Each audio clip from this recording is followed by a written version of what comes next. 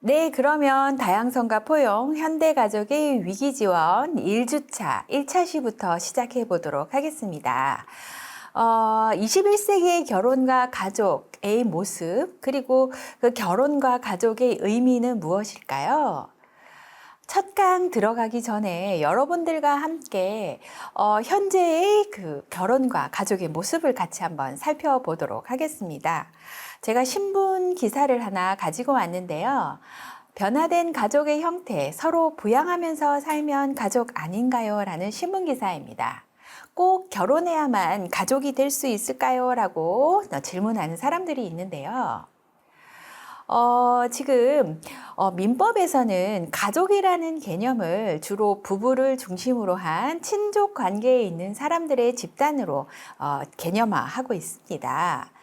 자, 민법에서는 다음의 자를 가족으로 한다라고 하고 있는데요. 같이 한번 볼까요? 배우자, 직계혈족, 형제자매. 직계혈족의 배우자, 배우자의 직계혈족 및 배우자의 형제자매. 제1항 2호의 경우에는 생계를 같이 하는 경우죠. 예. 자, 이 내용을 보면은요, 주로 부부를 중심으로 친족 관계에 있는 사람들이 또 생계를 같이 하는 경우에 가족이라고 이야기를 하는데요. 자, 그런데 이런 가족 정책에 대해서 의문을 제기하는 사람들이 늘어나고 있죠. 왜냐면요, 지금 현재 사회에서 가족의 모습은 빠르게 변화하고 있고 또 사회적인 인식도 바뀌고 있네요. 자, 그래서 어떤 사람들은 이건 너무 지금 현대 사회의 모습을 반영하지 않는다. 가족 정책의 보완이 필요하다라고 하는 사람들도 있고요. 또 결혼해야만 가족이 될 수 있는 건 아니지 않나요? 라고 의문을 제기하는 사람들도 있습니다. 지금 가족의 모습은 변화하고 있습니다. 지난 10년간 새로운 가족의 형태인 1인 가구가 빠르게 증가하고 있죠. 자, 나는 혼자 살고 평생 혼자 살 텐데, 그럼 나는 가족이 없는 건가? 그렇지만 나는 같이 살고 있는 강아지도 있고, 교류하는 친구들도 있고, 또 본 원가족과 많이 교류하고 있는데, 그럼 나는 가구인가? 가족인가? 누구랑 가족이라고 이야기해야 할까? 아니면 전형적인 가족으로 인식됐던 부부와 미혼자녀의 가구의 비중은 크게 줄어들고 있는데, 이런 상황에서 우리가 이전에 이야기했던 민법의 가족의 모습만 가족이라고 해야 할까라는 의문이겠죠. 실제 가족의 모습은 많이 변화하고 있습니다. 자, 장래 가구 추계에서 1인 가구는요, 2017년에서 2047년까지 예상을 하였을 때 아주 많이 늘어날 예정이고요. 같은 기간에 혈연 관계가 아닌 사람과 함께 사는 규모도 아주 많이 증대될 예정입니다. 그래서 이런 다양한 가족 형태에 대한 사회적인 수용도도 증가하고 있죠. 2019년 국민 여론조사에 따르면 가족 다양성에 대한 사회적 인식 변화에서 많은 사람들이 법적인 가족의 범위를 사실혼이나 비혼 동거까지 확장하는 데 찬성하고 있다. 60%가 이렇게 대답했네요. 그리고 애정관계가 아니라도 생애와 주거를 공유하는 관계까지 가족의 범위를 확장해야 된다라는 그 의견도 67%가 나왔습니다. 그리고 정서적으로 친밀한 관계라면 가족이 될 수 있다라는 의견도 많죠. 자, 그래서 이제는 법률상의 낡고 경직된 가족관에서 벗어나 다양한 관계를 가족의 형태로 받아들일 수 있다는 인식이 점점 확산되는 추세입니다. 자, 결혼하지 않고 동거할 수 있다라는 의견도 굉장히 늘어나고 있고, 결혼하지 않고도 자녀를 가질 수 있다라는 의견도 30% 정도 나오고 있습니다. 전통적으로 가족끼리만 해왔던 동거와 출산이 이제는 더 이상 결혼을 기반으로 한 가족이 아니더라도 가능하다고 생각하는 사람들이 늘고 있다는 조사 결과이겠죠. 자, 본장 첫 번째 주제에서는요, 가족과 가족의 기능에 대해서 알아보도록 하겠습니다. 자, 전통적으로 우리가 이야기했던 가족의 정의, 그리고 전통적으로 이야기했던 가족의 기능, 그리고 그러한 전통적인 가족이 어떻게 진화하고 있는지를 알아보도록 하겠습니다. 자, 앞에서 우리가 학습을 열 때 가족의 정의가 변해야 되지 않는가라고 말을 했었는데요. 지금 전통적으로는 결혼의 정의가 두 사람이 관계의 영속성을 갖는 부부임을 공표하며 합법화된 독점적 성관계와 출산의 권리를 지닌 단위로 결합하는 사회적인 의식을 결혼이라고 이야기하고 있습니다. 자, 이런 그 두 남녀가 결혼이라는 과정을 거쳐서 가족을 이루게 되는데요. 이런 가족의 관습은 문화권별로 매우 다르다고 볼 수가 있겠습니다. 각 문화권마다 독특한 결혼 의례와 관습을 가지고 있고 다양한 방식으로 사회적 의미를 전달합니다. 여러분들이 화면에서 보이는 것처럼 과거의 전통적인 결혼의 결혼의 모습을 보고 계시는데요. 남편과 아내가 되고요. 그것을 축복해주는 부모의 모습이 보이는데요. 이게 어떤 그 위계적인 가족 내의 하나의 구성원이 되는 것인가의 의미가 될 수도 있고요. 독립된 가구로서 한 남녀가 결합하는 모습의 의미가 될 수도 있겠습니다. 이게 동양권과 서양권, 다양한 문화권에 따라 그 의미가 다양하다라고 볼 수가 있겠죠. 자, 이런 결혼에 대해서 이건 꼭 해야 된다라고 생각하는 사람들이 과거에는 굉장히 많았었죠. 2010년만 하더라도 60% 이상의 사람들이 결혼을 해야 된다라고 보았는데요. 이러한 그 추세들이 점점 줄어들고 있습니다. 자, 그리고 성별로 따져보았을 때도요. 해야 한다? 해도 좋고 하지 않아도 좋다, 하지 말아야 된다. 이런 여러 가지 의견들이 있습니다. 그래서 다양한 인식들이 변화하고 있다고 볼 수가 있겠죠. 자, 그럼 이 결혼을 통해서 가족을 형성하게 되는데요. 가족의 정의는 무엇일까요? 자, 가족이란 사회적으로 승인받은 성관계를 갖는 성인 남녀와 그들에게서 출생 또는 입양된 자녀로 이루어진 집단을 의미한다라고 학자들은 말하고 있습니다. 자, 이 남녀가 결합을 하고요. 그리고 성관계를 해서 자녀를 출생하게 되겠죠. 그랬을 때 이러한 모습을 띠고 있는 사람들이 가족이다라고 보는 입장인데요. 다양한 학자들, 예를 들어서 버제스와 동료, 카터와 맥골드리과 같은 학자들도 유사한 의견을 이야기하고 있습니다. 결혼이나 혈연 혹은 입양에 의해서 결합된 집단이다. 그리고 가구를 형성하고 남편과 아내, 아버지와 어머니, 아들과 딸, 형제와 자녀라는 사회적인 역할 속에서 상호작용한다라고 보는 것이죠. 또 그 안에서 의사소통도 하고 공통의 문화도 창조한다라고 보았습니다. 그리고 이런 가운데서 그 강한 호혜적인 애정, 충성심, 타협을 통해서 서로 관련되는 개인들이 만든 소규모 사회 체제라고 보고 있는 것이죠. 자, 이런 학자들의 의미를 따라 보면은요, 가족에 대한 전통적인 정의는 혼인, 혈연, 입양으로 이루어진 관계 집단이다라고 볼 수가 있겠습니다. 자, 이런 혼인을 통해서 혈연으로 이루어지고요, 또 법적인 절차를 통해서, 즉 입양을 통해서 관계를 맺게 되는데요. 이런 관계 집단은 의식주를 공통으로 해결하고 정서적인 유대와 공동체적인 생활 방식을 갖추게 됩니다. 자, 이런 집단을 전통적으로 가족이라고 이야기하였죠. 그런데 우리 학습 열기에서 이야기했던 것과 같이 최근에 결혼과 가족의 형태가 매우 다양해지고 있습니다. 사랑을 통해서 결혼하기도 하고요. 또 갈등을 겪고 나서 이혼을 하기도 있죠. 이혼을 하고 이 부모가 다른 사람과 다시 재혼을 하기도 합니다. 그 안에 또 자녀들이 또 공존하고 있죠. 그러면 이런 부부 중심 가족 형태가 보편적 가족으로 볼 수가 있을까요? 다양한 모습들의 가족들이 늘어나고 있는데요. 그럼 이런 관점이 도전받고 있지는 않은가요? 네, 도전받고 있는 거죠. 자, 그래서 최근의 가족 정의가 조금 변화하고 있다라고 볼 수가 있겠습니다. 자, 광의로 가족의 정의를 좀 늘려보는 시도를 하고 있는데요. 가족이라는 것을 광의로 정의를 했을 때 자신들 스스로가 가족으로 생각하면서 전형적인 가족 임무를 수행하는 2인 이상의 사람들로 가족의 정의를 조금 넓혀보는 거죠.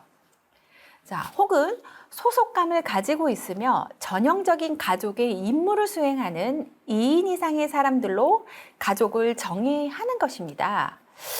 자, 그래서 결혼이라는 과정을 거치지 않아도 만일 이 사람들이 소속감을 가지고 있고 스스로가 가족으로 생각을 하고 또 앞에서 이야기했던 보편적인 가족 안에서의 여러 가지 기능들이 있죠. 의사소통을 하고 애정을 주고받고 공통적인 가계의 경제적인 그 교환을 이루어내고 이런 사람들이 있다면 이런 2명 이상이 모인다면 이 사람들은 가족이라고 정의할 수 있다라고 보는 입장인 거겠죠. 자, 그래서 지금 현재에는요, 최근이라고 이야기하고 있는데 지금 변화하고 있는 사회에서 미래 사회까지도 표현될 것 같습니다. 자, 좁은 정의보다는 사회적인 실제를 반영하는 정형화된 가족이 아닌 다양한 가족을 포괄할 필요성에 대한 요구가 증가하고 있고요. 이러한 다양한 가족들을 가족으로 정의하고 이런 가족의 관점 안에서 생애 과정, 즉 전생애 동안 이런 가족들이 어떻게 변화하고 어떠한 기능을 하고 어떻게 갈등과 애정을 주고받는가에 대한 전생애적인 과정으로 통합적으로 가족을 정의하고 바라보아야 된다라는 입장으로 가족을 연구하고 있는 것이죠. 자, 그럼 여기서 여러분들과 저가 같이 생각해 보도록 하겠습니다. 자, 동영상이 재생되고 있다면 잠깐 좀 중지하시고요. 화면에서 다음 중 가족이라고 생각하는 항목에 한번 표시해 보세요. 가족이 아니라고 생각하는 항목은 그렇게 생각하지 않는 이유에 대해서도 한번 생각해 보시는 거죠. 자, 그래서 우리가 생각할 때 과연 여기까지가 가족일까? 아니면 또 이런 부분은 가족이 아니라고 볼 수 있지. 왜? 이런 부분은 가족이 아닐까라고 한번 생각해 보시면 좋겠습니다. 화면에 보시면 다양한 가족의 형태, 가족이 아니라고 볼 수도 있는 그런 형태가 재생되고 있을 텐데요. 이런 여러 가지 화면 안에서 어떻게 여러분들이 가족에 대해서 생각하고 있는지 한번 생각해 보시죠. 자, 여러분 가족에 대해서 한번 생각을 해 보셨어요? 어떻게 생각하셨나요? 네, 함께 사는 3명의 미혼 자매들, 성인 자매, 가족인가요? 혈연으로 이루어져 있네요. 자, 레즈비언 커플과 각각 정자은행을 통해 낳은 자녀 2명은 가족인가요? 이게 입양으로 되었을까요? 아니면 정자은행을 통해서 혈연으로 연결되어 있기는 하네요. 경제적인 부분도 나눌 수 있을 것 같습니다. 자, 지금 현재 사회에서 볼 수 있는 다양한 사람들, 생계를 같이 하고 같이 살고 있는 사람들의 모습인데요. 자, 이런 가족의 모습이 다양하게 지금 나타나고 있는데요. 이런 가족의 모습은 진화되어 왔다라고 볼 수가 있겠습니다. 전통적으로 우리가 생각하는 그런 가족의 모습, 초기 인류의 가족 모습에서도 우리가 살펴볼 수가 있는데요. 자, 그래서 이 가족이라는 어떤 사람들의 모임, 사회적인 체제는 인류의 역사에서 가장 오래된 사회적인 단위라고 볼 수가 있겠습니다. 자, 초기 인류의 가족의 모습을 보면은요, 모계 집단 중심의 체계라고 볼 수가 있는데요.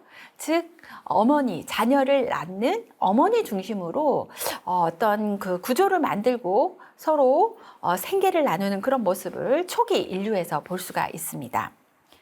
자, 이런 그 초기 인류에서 농경사회를 거치면서 가족의 모습은 조금 변화해 왔는데요. 식량의 생산, 그리고 소비, 또 판매를 함께하는 부계 중심 공동체로 조금 변화되어 온 것 같습니다. 모계에서 부계로 바뀌어지고요. 이것이 근대 산업화 사회가 되면서 남녀의 성별 노동 분업에 대해서 노동 분업에 따른 어떤 가족의 모습들이 조금 변화되어 왔는데요. 그래서 이 근대 산업화 사회의 가족에서는요, 외부와 차별화된 재생산을 위한 휴식처 그리고 핵가족 중심의 공동체로 변화되어 왔습니다. 자, 근대 산업 이후의 현대 그 탈근대주의의 가족에서는요, 돌봄과 애정에 있는 다양한 형태의 삶의 공동체로 변화돼 왔다라고 볼 수가 있겠습니다. 자, 이렇게 다양한 모습으로 가족은 변화해 왔는데요. 어머니 중심의 체계, 아버지 중심의 체계, 그리고 이게 재생산, 어떤 경제적인 그 기능을 가지고 있는 그런 공동체 중심에서 정서적인 교류와 휴식의 모습으로 이렇게 다양하게 변화되고 있는데요. 앞에서 이야기했듯이 지금 현대사회의 가족이 매우 변화하고 있고요. 이런 가족의 모습은 또 그 안에서의 다양한 기능을 통해서 또 변화하고 또 유지되고 있다라고 볼 수가 있겠습니다. 자, 그러면 우리가 기본적으로 생각하고 있는 가족의 기능에 대해서 한번 살펴보도록 하겠습니다. 자, 먼저 성적 욕구 충족 및 통제의 기능을 가지고 있다라고 보겠습니다. 자, 혼인을 통해서 성인 남녀의 성적 욕구가 합법적으로 충족되는 것, 그것이 가족 안에서 이루어지는 것입니다. 성인이 되면은요, 성적인 욕구가 생기게 되는 거죠. 그리고 또 아주 사랑하는 사람이 생기면 그것이 자연적으로 성적 욕구를 주고받고자 하는 그런 욕구가 생기게 됩니다. 그런데 이게 사회체제 안에서는 뭐라 그럴까요? 이게 너무 법적인 체제 안에서 또 규정적인 부분 안에서 이루어져야 사회체제가 잘 유지가 된다라고 보는 입장이 있는 것이죠. 자, 그래서 혼인을 한다면 이 혼인 관계 안에서 성인 남녀의 성적 욕구가 합법적으로 충족되게 됩니다. 자, 그래서 결혼을 통해서 두 배우자가 상호 간의 성행위를 합법적으로 인정을 받게 되는 것이죠. 동시에 상대방에 대한 배타적인 성적 권리를 획득하게 됩니다.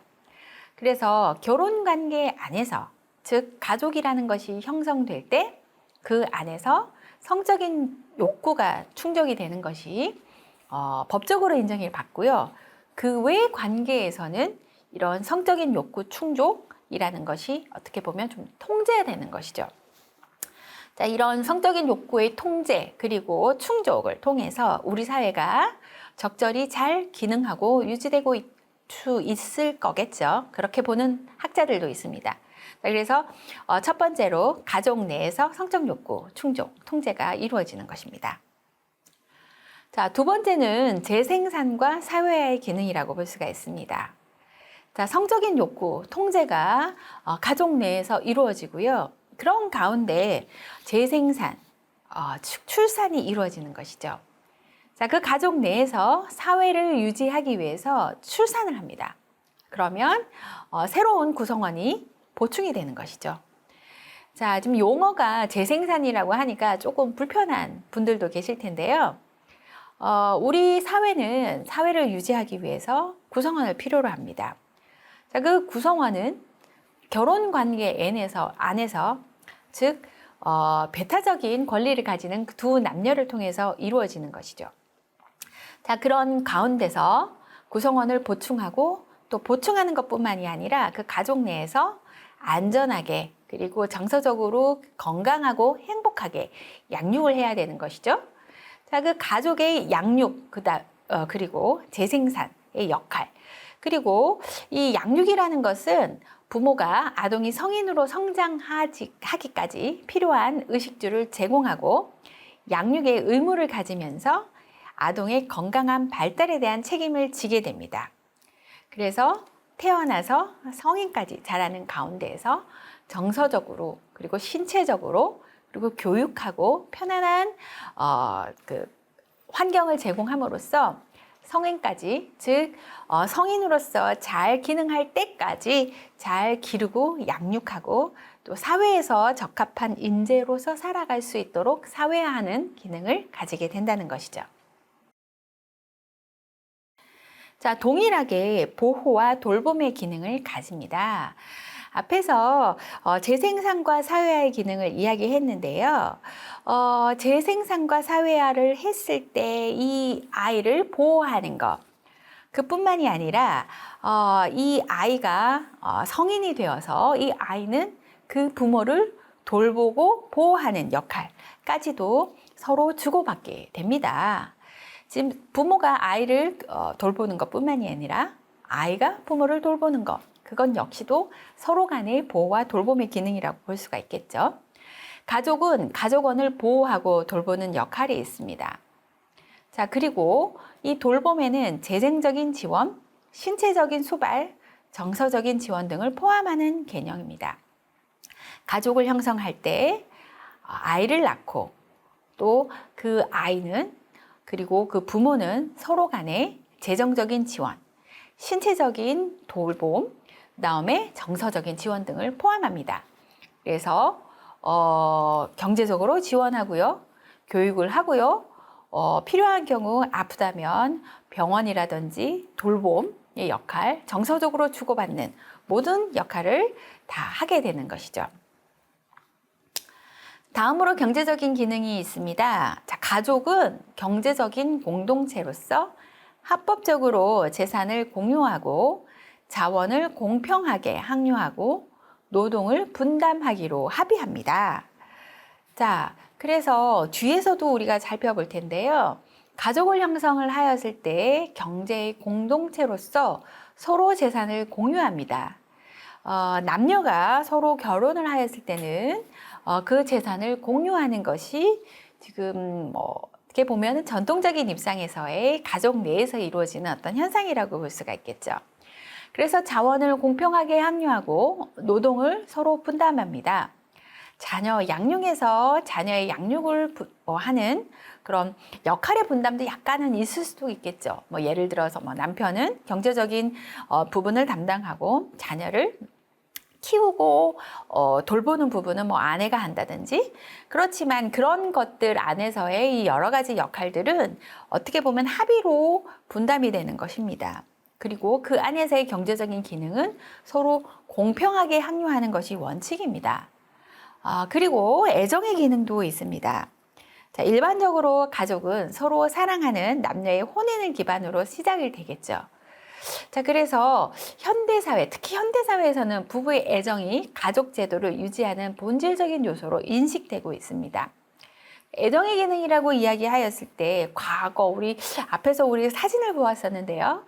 과거 우리가 이야기 들어봤을 때 할아버지 세대 아니면 조선시대 드라마에서 봤던 그런 모습에서 우리는 얼굴도 보지도 않고 결혼을 했다, 그래도 잘 살았다, 이렇게 말씀하시는 할아버지 할머니도 여러분들 볼 수가 있겠는데요. 현대사회에서는 일반적으로 서로 사랑의 애정의 기능이 있어야 가족이 유지될 수 있습니다.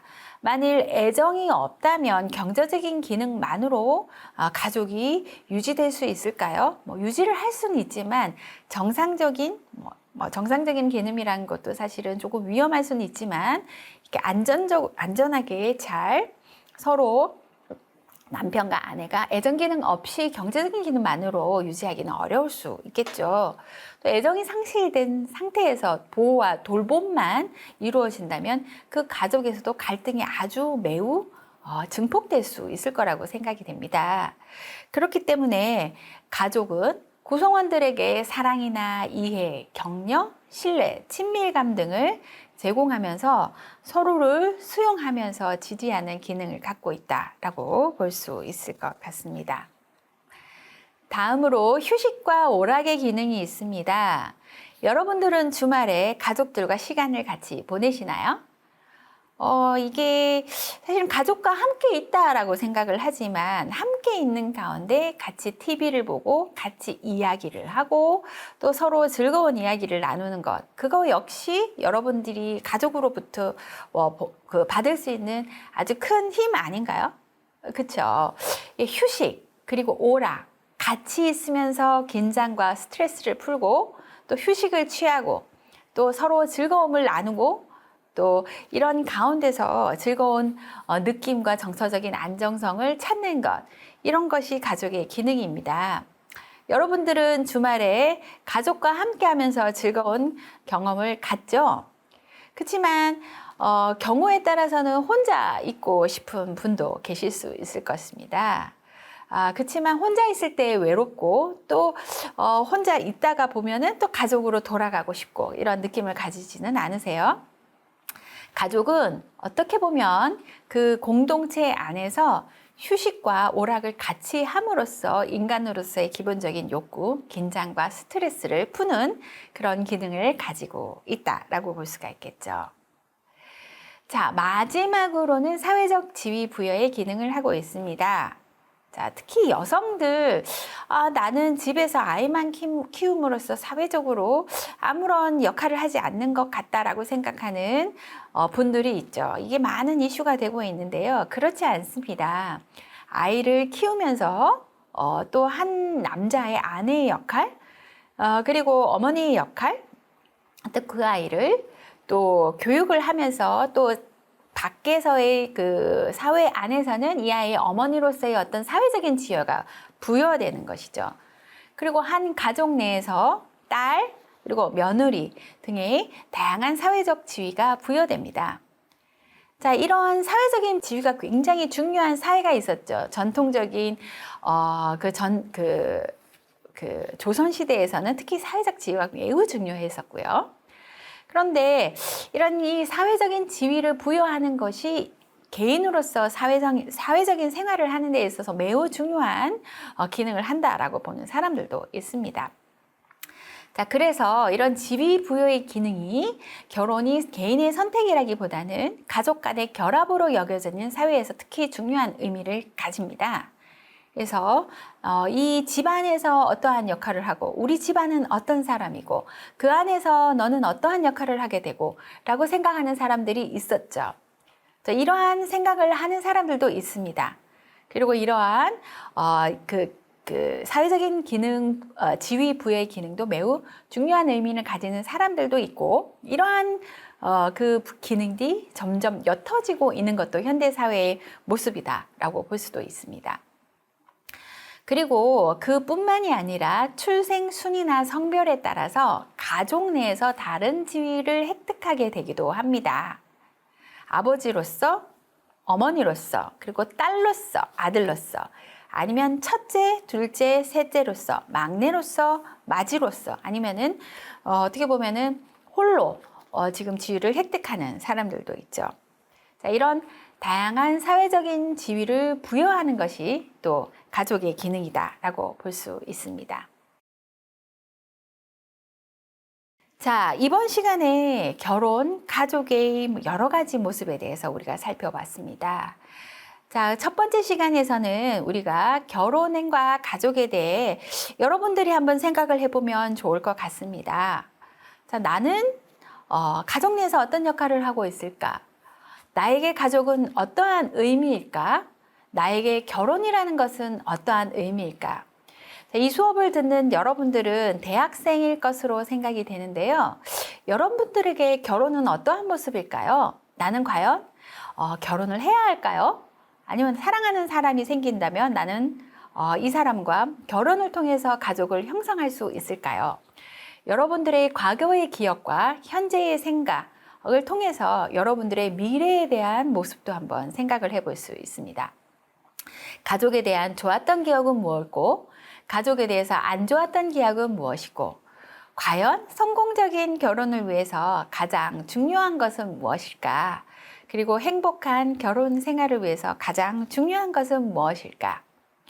만일 내가 결혼한다면 아내와 남편으로서 꼭 지키고 싶은 것은 뭘까? 나는 남편으로서 아내를 경제적으로는 꼭 부양하겠다. 정서적으로는 꼭 지지하겠다라는 생각 한번 해보시면 어떨까요?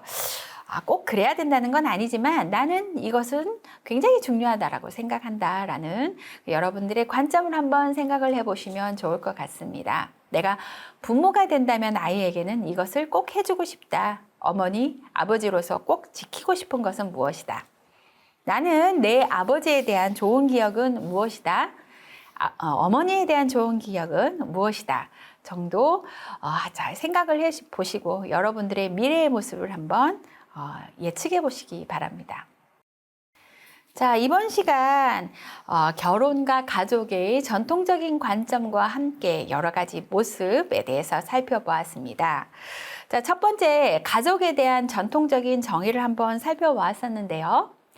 혼인, 혈연 및 입양으로 이루어진 관계 집단으로 의식주를 공통으로 해결하고 정서적인 유대와 공동체적 생활 방식을 갖는 집단을 의미한다라고 했습니다.